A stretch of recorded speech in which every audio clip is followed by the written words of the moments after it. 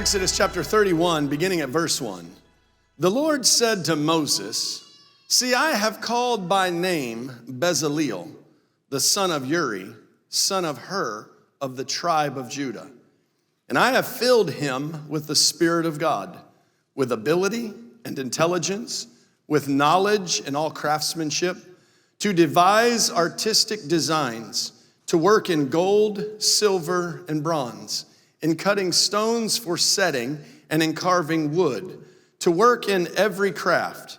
And behold, I have appointed with him Aholiab, the son of Ahisamach, of the tribe of Dan, and I have given to all able men ability, that they may make all that I have commanded you, the tent of meeting, and the tent of and the ark of the testimony, and the mercy seat that is on it, and all the furnishings of the tent, the table and its utensils, and the pure lampstand with all its utensils, and the altar of incense, and the altar of burnt offering with all its utensils, and the basin and its stand, and the finely worked garments, the holy garments for Aaron the priest, and the garments of his sons for their service as priests, and the anointing oil and the fragrant incense for the holy place. According to all that I have commanded you, they shall do." Now today I really just want to make a very simple point, that God has always gifted by the Spirit his people to build a house for his glory. He has always done that. And with each one of these, with whom gifts were given, they were given for a specific purpose. And if you remove the person with the gift, you remove something that was built, that was inside of that tabernacle. When a giftedness is removed, there is something tangible that we no longer have or we no longer see. So it becomes imperative not only that they did everything that God gifted them to do, but that also we do everything that we are gifted to do. Because as God gifted them to build the tabernacle, there was another generation whom he gifted to build a temple. And we are a part of the generation with whom he is using to build the church. And as they were gifted, we are gifted. And as their temple was filled with the glory of God, our temple, our house will be filled with the glory of God.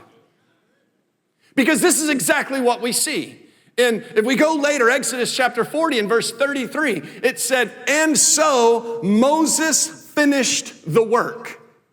Everything that everyone was gifted to do, they actually did. And when the work was finished, it says, then the cloud covered the tent of meeting, and the glory of the Lord filled the tabernacle. When was the tabernacle filled with the glory of God? When the tent came down, when the cloud came down. When did the cloud come down? After they finished the work. We all have a work to do with the gift within us every single week in coming together and building what God has called us to build. And when we complete that work, what happens is his glory fills the house. We see the same exact thing happen in the later generation when they built the temple. In 2 Chronicles chapter 5 and verse 13, all of the plans that were given to David were then carried out by Solomon and everyone whom God had gifted to do the work. And when the work was done, then the singers and the musicians, they raised a song. It says, when the song was raised, verse 14, the priests could not stand to minister because of the cloud. For the glory of the Lord filled the house of God. There is a great joy when the house of God is filled with people who are networking and building relationships and experiencing community and all of those good things. But there's something greater and higher that is the purpose of us coming together. It is not for us to just see each other and hey, hey.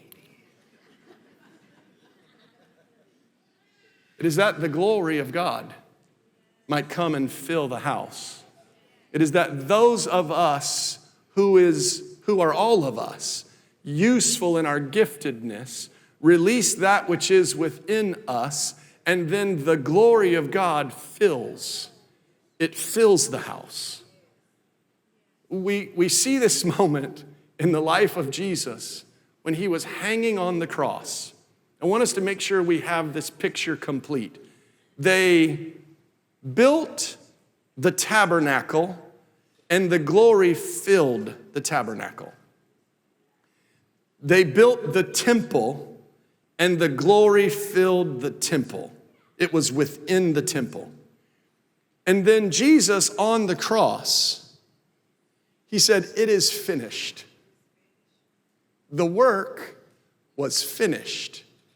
And when the work was finished, then a cloud filled the sky and it covered the sun so that it was dark on the earth. And then rather than the glory of God filling the house, there was a veil that was from top to bottom. And when the veil was split in two, the glory of God that had been contained, the glory of God that was not accessible to the people, that glory of God was released because the work was done. And when Jesus said, "There's an hour that is coming, and now it is, when a true worshiper will not worship on this mountain, and a true worshiper will not worship on that mountain, but a true worshiper will worship in spirit and in truth," he was telling them there's coming a moment when the glory of God is going to be released. And wherever you are, if you gather with other people in his name, then that glory of God that has been released will now fill you, so that I don't have to go to a temple in Jerusalem, but I can stand in a gathering of saints in Lakeland, Florida, and I can have the glory of God fill the house. And it's not a different glory. It's not a lesser glory. For the glory of God that filled the tabernacle is the same glory of God that filled the temple. It's the same glory of God that was released when the veil was torn. It's the same glory that fills this house. It's the same glory that they saw that I see. So I don't have to pray for a moment to happen. The moment is happening. I don't have to pray for revival to come. This is revival. The local church is the hope. The local church is the move of God on the earth right now.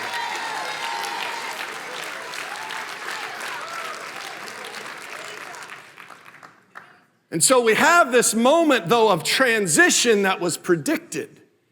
In Isaiah chapter 43 and verse 6, God, through the prophet, said, "Bring my sons from afar, and my daughters from the end of the earth, everyone who is called by my name, whom I created for my glory, whom I formed and made." I hope we see the language of Genesis, and I hope we see the language of Acts. Genesis that was before this moment, and Acts that came after this moment. Because Jesus said, you're going to receive power, and when you do receive that power, you will be a witness to me in Jerusalem and in Judea and to the ends of the earth. We go to the ends of the earth to bring in everybody who has been called by the name of the Lord. That is everyone who will listen and hear him say, "Come." And so we bring them into the gathering, the church, the building that God is building for the purpose of his glory. We are together for the glory of God. This is not some carnal entertaining production where we just come in here and we dance around a little bit and we tell stories that make people feel better about themselves so that we go out and live the same miserable, sinful, carnal lives. This is a house that is built for the glory of God. In other words, it is the gospel of God that is declared and preached so that those who come in see the glory. And when you see the glory, there's a transformation that just happens. In the absence of the glory of God, there is the absence of transformation. If you want to know why there's a bunch of Christians walking around who do not demonstrate transformation, it's because they sit in houses where there's no glory. Empty people walk into empty places and they walk out with nothing. They came in with nothing, they leave with nothing. But when you come into a place with nothing that's full of the glory of God, you walk out with the glory of God.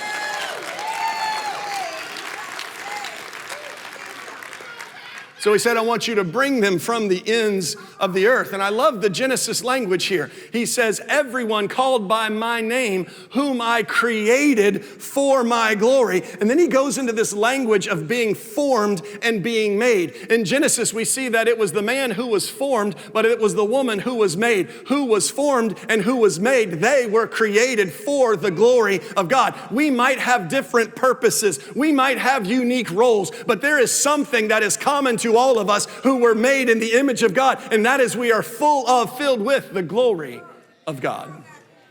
And so it was no longer about buildings and stones and wood. It was now about people who were being built up. 1 Peter chapter 2 and verse 5, it says, you yourselves, like living stones, are being built up as a spiritual house, not a carnal house, not an ungodly house. You are being built up as a spiritual house. Matthew 16:18, Jesus said, I will build my church and the gates of hell will not prevail against it. And sometimes we think that means that just the devil won't come at us. When he says the gates of hell will not prevail against it, what he says is my church isn't going to look like hell. My church isn't going to look like the world. The gates of hell will not prevail against these people because these people say no. They're my house.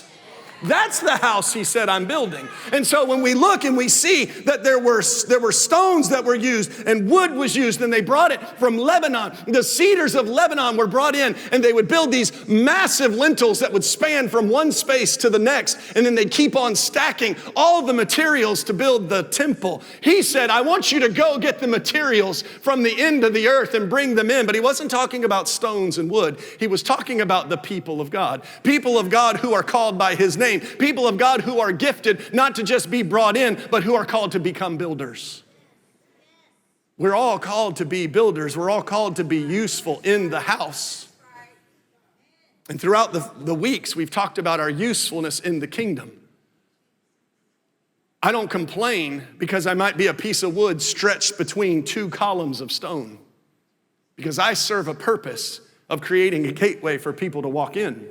And I don't complain that I'm not the wood that creates a gateway, because I was maybe a stone that's used to build a wall that keeps the gates of hell from prevailing against what is inside of the church. And so the stones, they don't say to the wood, I have no need of you. And the wood doesn't say to the stone, I have no need of you. Because if you put wood on the ground, it will rot. But you can't span stone across because it crumbles without something supporting it. So every single piece of lumber, every piece of gold was used with purpose in the building of the tabernacle and the building of the temple. And it's just the same with us. Every one of us who have different giftedness, we all have purpose in the house of God. And in the absence of the usefulness of our purpose, something doesn't get built the way that it should have been built. Oh, God uses everyone who says yes. And God works with what we give him to work with. But that doesn't mean it's everything that he desires it to be.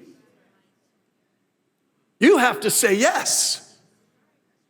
It's God's will that all would be saved, but right now all are not saved. Is it yes or no that God wills that all men be saved? Yes. Are all men saved? No. So the same principle is applied. God might say, use your giftedness. And if you say no, that giftedness goes absent in his body. It goes absent. So there's something that we have to have weighing on us where we just can't say no. We are called to reflect the glory of God because we were created in his image and after his likeness. So we reflect. Now, how is it that we reflect? Before we talk about giftedness, let's talk about what's common to all, because there are some things that are common to every one of us. It said everyone was created for the glory of God, but then he said some were formed and some were made. I was formed for one purpose, I was made for another purpose, but we're all created for the glory of God. What does it mean to all be created for the glory of God? There is something that is common to all. Every one of us. We all have spiritual disciplines that we are called to demonstrate. We are all spirit and soul and body. There is the renewal of the soul that is necessary for everyone whom God is building up as a living stone. See, you are built as a spiritual house in community, but individually you're a living stone. And there's something that he's doing and he's carving and he's making and molding you for usefulness in the building of his house. But that's something very personal, and all of us have to experience that personal work of Jesus molding us and shaping us. We all are called to be renewed in our mind, because if you're not renewed in your mind by the gospel of God, you'll bring your own opinions, you'll bring your own agenda to his house. And when you bring your own ideas and your own agenda and your own thoughts into his house, we dilute his words with our words. We dilute his thoughts with our thoughts. But his thoughts are above our thoughts, and his ways are above our ways. And so the only way that we can be transformed to him is if we are renewed by his word. So the word comes and renews us. Now, I don't know if you've submitted to the process of renewal. It's work. And the thing is, I don't know if this frustrates you. It frustrates me a little bit. It never ends. Like, it never, ever ends. Does anybody you care about your diet? Like your diet matters to you? There's like 5. Okay, that's cool. You notice it doesn't matter how long you've been careful about what you eat. If you just say, well, that's it, and then you just go to eating whatever you want to, it's funny. All the work here doesn't project into here. Like, I have to keep doing well. I have to keep eating well. I have to keep exercising. I have to keep doing these things, these physical disciplines in order to have physical health. It's the same with the mind.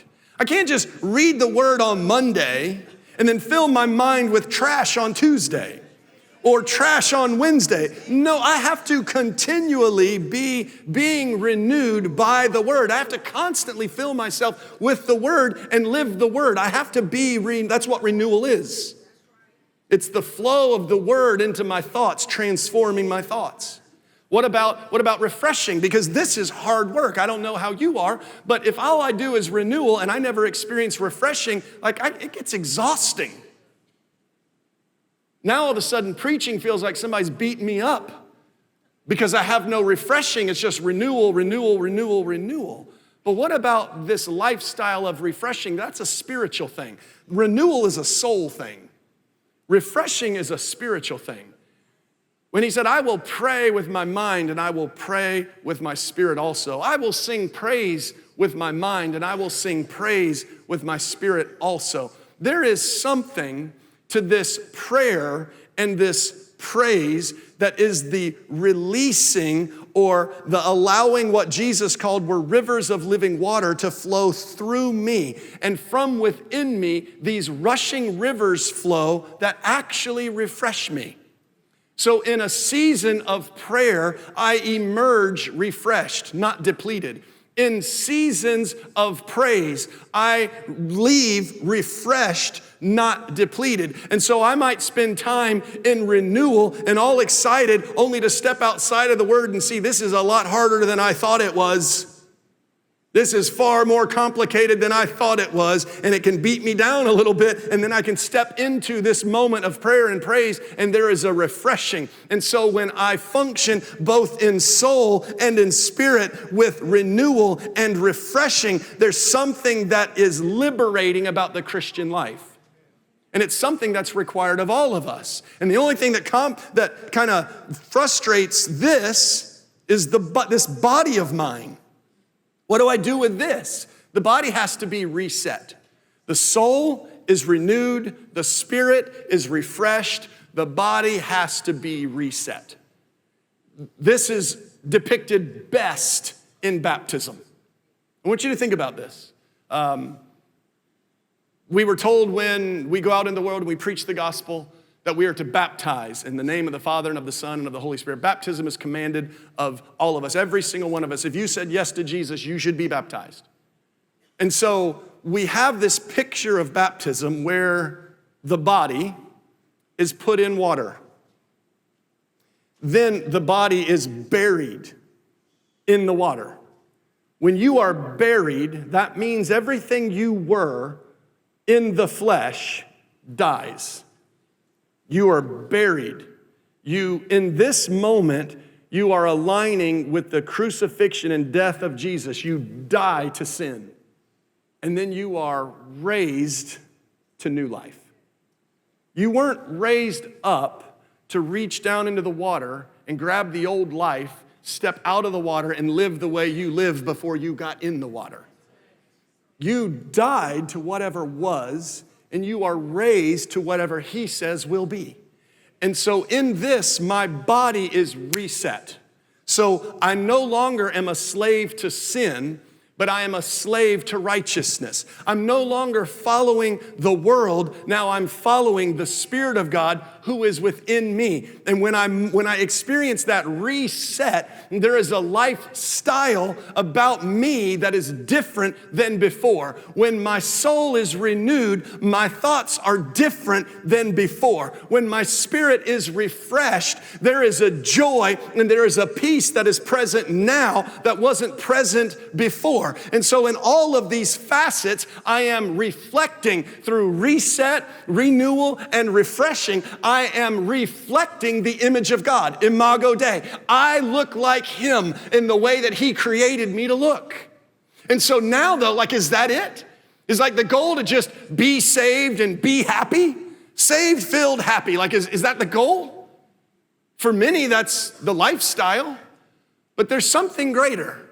And that is where he takes you as a living stone. And after he shapes you, you then allow him to place you in the body to fulfill the usefulness of what he shaped you for.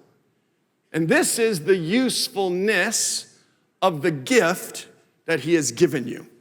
Every single one of us, when we were created, every single one of us, when we were formed or made, he breathed within us his life, his spirit, that gave us a spirit. And within that spiritual moment, guess what? There's a spiritual gift. And it's always there. You didn't earn it. You didn't learn it in church. You might have heard about it so that it was awakened in church, but the gift you were born with. You already have it. You might be 50 years old and have never used it. I promise you it's been there for 50 years and 9 months. I promise you. Unless you were born early, then it's been there 7 months and 50 years. Or whatever. But the gift is there. We just have to use the gift. And so if we could just talk for a minute about being useful in the giftedness that God has given us, because we don't just reflect him for our own good. We reflect him to use the gift for the good of others. In 1 Corinthians chapter 12 and verse 7, he says very clearly, to each has been given the manifestation of the Spirit for the common good. 1 Peter chapter 4 and verse 10, as each has received a gift, use it to serve one another as good stewards of God's varied grace.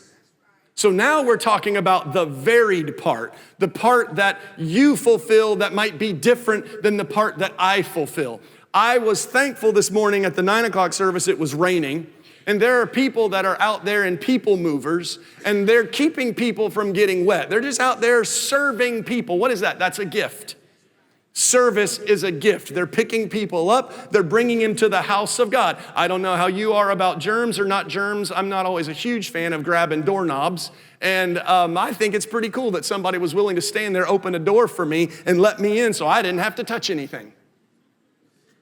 David said, I'd rather be a doorkeeper in the house of God than anything else. What is that? That's somebody who's serving in God's house. I'm thankful that people were serving out there. I'm thankful that somebody stood on this stage and worshiped. They sang. They gave me a vehicle to put my praise on top of, that it might ascend to heaven. Because I don't know how you are, but if I just sat in here and somebody said, praise the Lord, that might take 2 minutes. If you don't give me song, if you don't give me lyric, if you don't like, okay, praise you, Jesus, because you're awesome. Praise you again because you're still awesome.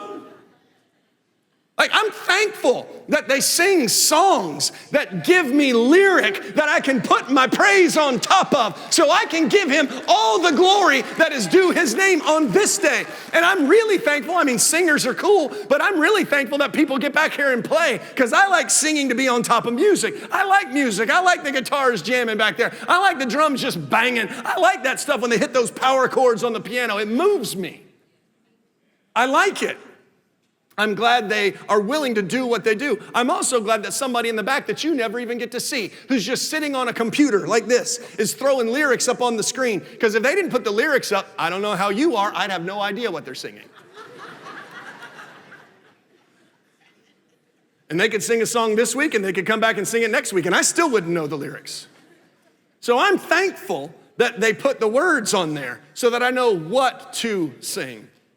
And there's a whole bunch of you, I guarantee you, you're thankful that somebody said, I have a call to teach the gospel to children. And they are in rooms all around this campus teaching your children the gospel of God so that they can put the word in them.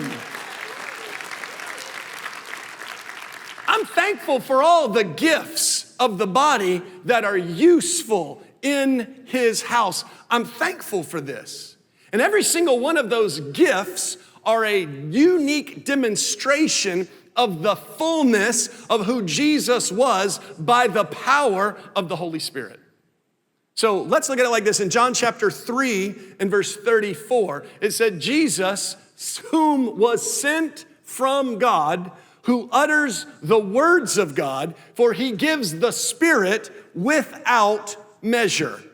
So Jesus, the Son of God, was sent. Jesus was not created. Jesus was not made. Jesus was sent. Jesus, the Son of God, is co-equal and co-eternal to God the Father and God the Holy Spirit. He was not made on the earth at the point that he was born. He has always been. He always will be. In the beginning was the Word, and the Word was with God, and the Word was God. So there's no denial of who Jesus is. And Jesus, whom we know to be the second person in the Trinity, not second in the sense of lesser, but second in how we are oriented with God. Because we're not told that the Father is at the left hand of the Son, but rather we are first introduced to the Father and we're oriented with God by the Father, who then at his right hand is the Son. And surrounding is the Holy Spirit. God the Father, God the Son, God the Holy Spirit. We understand this to be the doctrine of the Trinity. Jesus was sent. He utters, hold that word, it's going to matter in 12 minutes. He utters the words of God, for he gives the Spirit without measure. Jesus Christ, the Son of God, had the Spirit of God without measure. What does that mean? It was prophesied in Isaiah chapter 11 and verse 2. It said, the Spirit of the Lord shall rest upon him. Him who? Didn't he already have the Spirit? Yes, but when the Word became flesh, it said the Spirit rested upon him, the manifestation of the Word, the Son of God. So the Spirit of the Lord rested upon him. The Spirit of wisdom and the Spirit of understanding, the Spirit of counsel and the Spirit of might, the Spirit of knowledge and the Spirit of the fear of the Lord. These are 6 descriptions, indexes of the fullness of the Holy Spirit of God who was upon the Son of God. Quick side note, we talked in our text today about this lampstand that was made. It's fascinating, the lampstand and the demonstration of the lampstand, because Moses was told, by God, I want you to build everything on the earth that is a reflection of what you just saw in heaven. So Moses saw these burning lamps in heaven that he then created a lampstand to sort of mimic that would be in that holy place. What is that lampstand with 7 burning candles? It's representative of the 7 burning flames of fire that are all around the throne of God. And when we saw the Lamb of God, he had 7 eyes around his head, and they were all seeing as the 7 spirits of God that were reflecting of the 7 burning fires around the throne of God. And then we later see in the end of the book of Revelation, the Lamb of God who's now on a horse, and he had eyes like fire. I don't know what that does for you, but it's terrifying and it's beautiful all at the same time. And so the Spirit of God, the fullness of the Spirit, represented by all of this, rested upon Jesus in fullness. And so Jesus demonstrated every single gift of the Holy Spirit. Jesus demonstrated all that the Spirit is. But we have the Spirit with measure. In other words, there's a part of him that he placed within us for the purpose of being demonstrated on the earth. You don't have everything. I don't have everything. If there's one thing that I have a complaint with churches like ours, we have a tendency, because we emphasize the work of the Holy Spirit, to sometimes think we don't need the work of the Holy Spirit in each other because we have him. And it's true, you have him, but you only have a measure of him. And the person next to you has a measure of him, and the person behind you has a measure of him, and we'll never see the fullness of him if we do not demonstrate the measure within us and we don't encourage and draw on the measure that's in someone else. There are people who don't use their giftedness in the body because nobody's pulling on it, because we don't see the significance of who they are. But may the day come, and may it be now, where we recognize the fullness of God's move in every single one of us, and we don't just look to ourselves for all that God is, but we look to everyone who he has placed around us, because within those around us is the fullness of who he is. And so Jesus, though, demonstrated it all. But we won't. We'll only demonstrate a portion. Now, let me just say this for you this week for homework. Does anybody like homework? No one likes homework. Is anybody in right now, and you're in the middle of a reading plan, a Bible reading plan for this year? I mean, we're 28 days. You're probably still in it. You haven't hit the genealogies yet, so you're still in. Okay, here, at the very least, if you can only read so much, just skip your reading plan this week. If you can read more, do both. But here's what I think would be a great idea.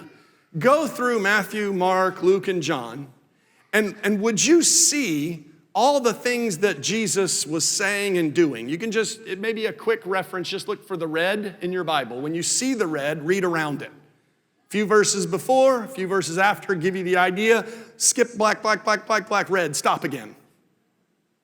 You'll get through it that way. I'm just trying to help you. I don't want you to give up in the middle of Matthew. I want you to make it all the way. But here's what I want you to see.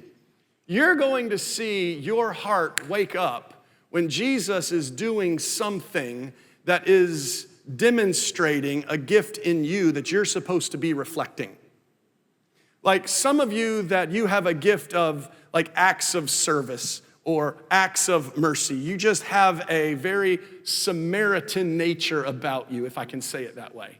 When you see Jesus feeding 5,000 people, that will wake up something in you. You'll be like, yes, see, everybody should be out there feeding people. Like that's what Jesus did.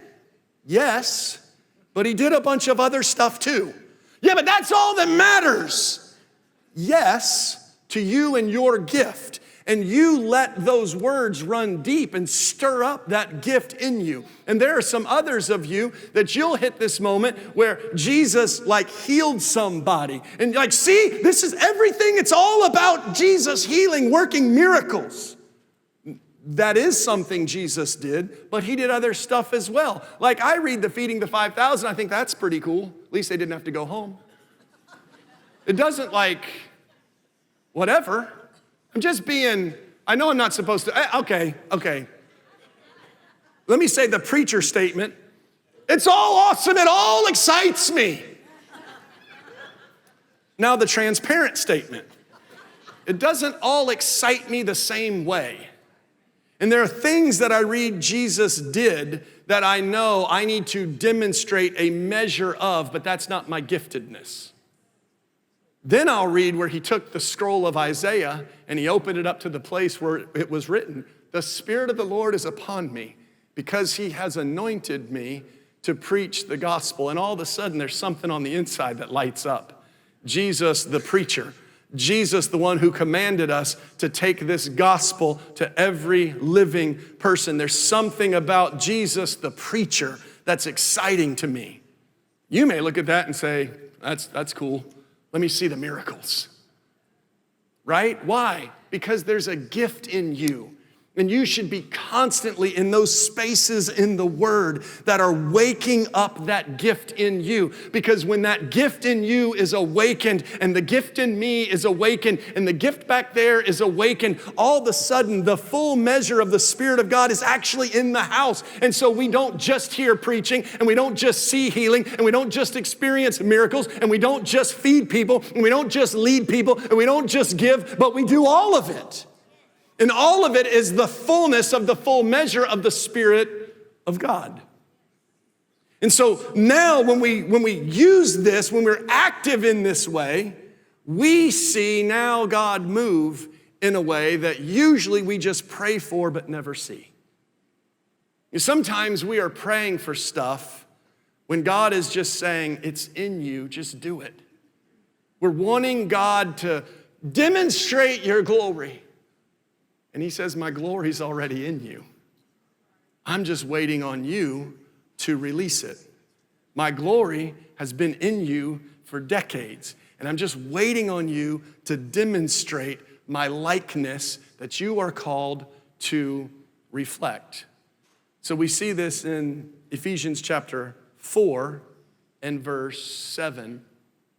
It says, but grace was given to us according to the measure of Christ's gift.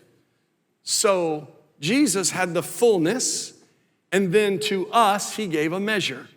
And in verse 13, he moves on and he says, and he gave apostles and the prophets, the evangelists, the pastors, the teachers, to equip the saints for the work of ministry, for building up the body of Christ, until we all attain to the unity of the faith and of the knowledge of the Son of God, to mature manhood, to the measure of the stature of the fullness of Christ.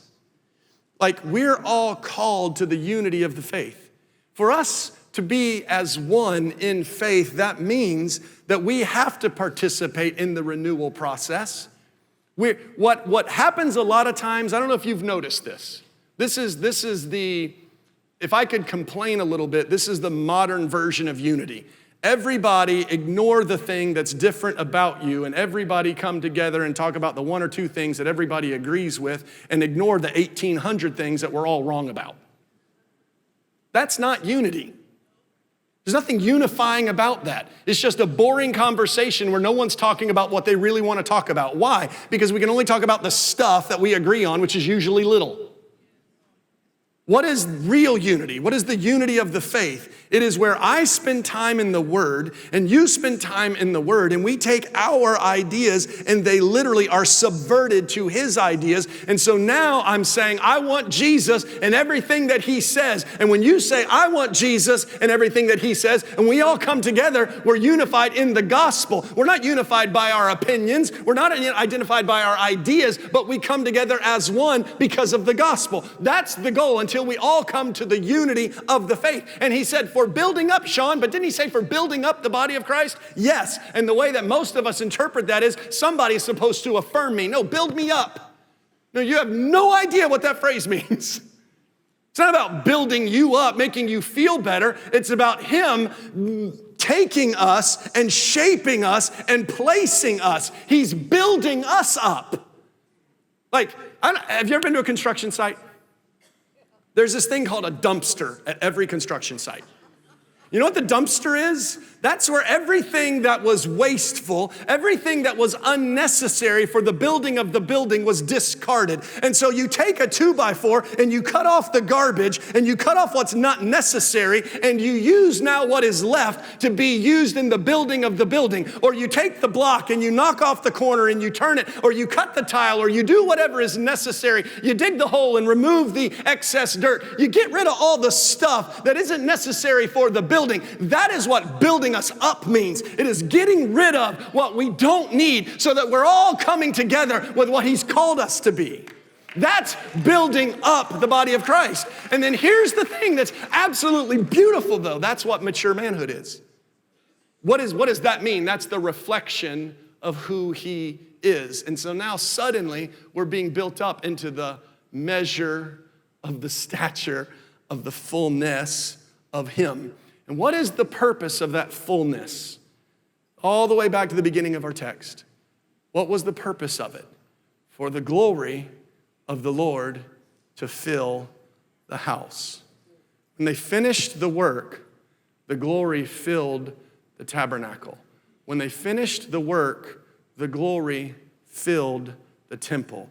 Then Jesus opened the veil for the glory to be released. And then he called the church together, and there were 120 of them. And in Acts 2:2, it said, suddenly there came from heaven.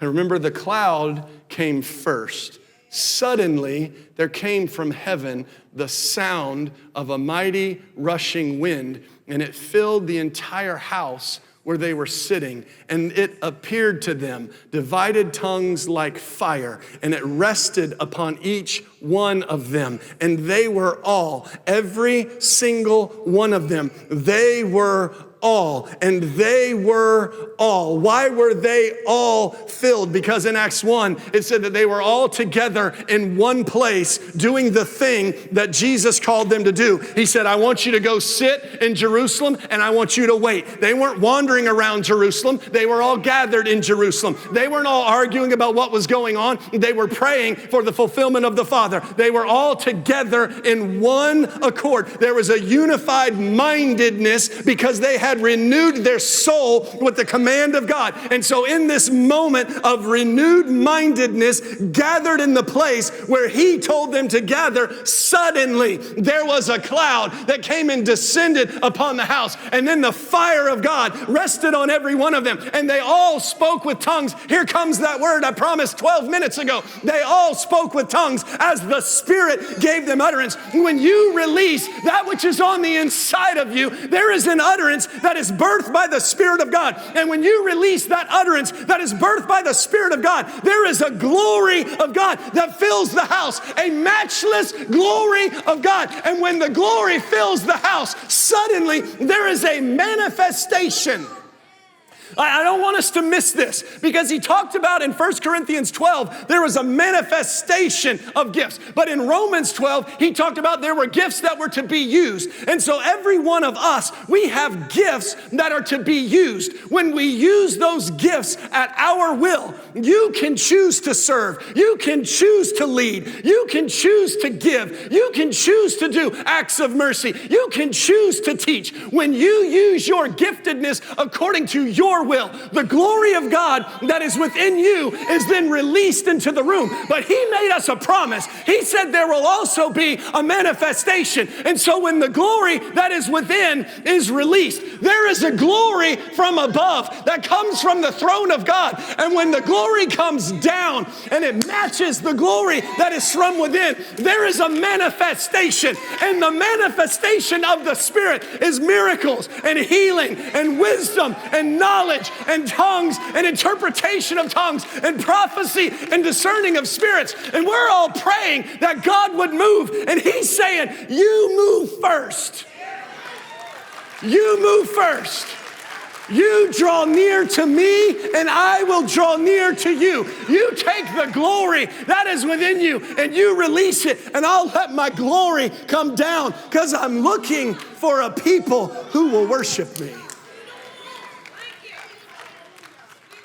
The glory is within. Now is the hour for what is in you to be released. and the glory of the Lord will fill the house.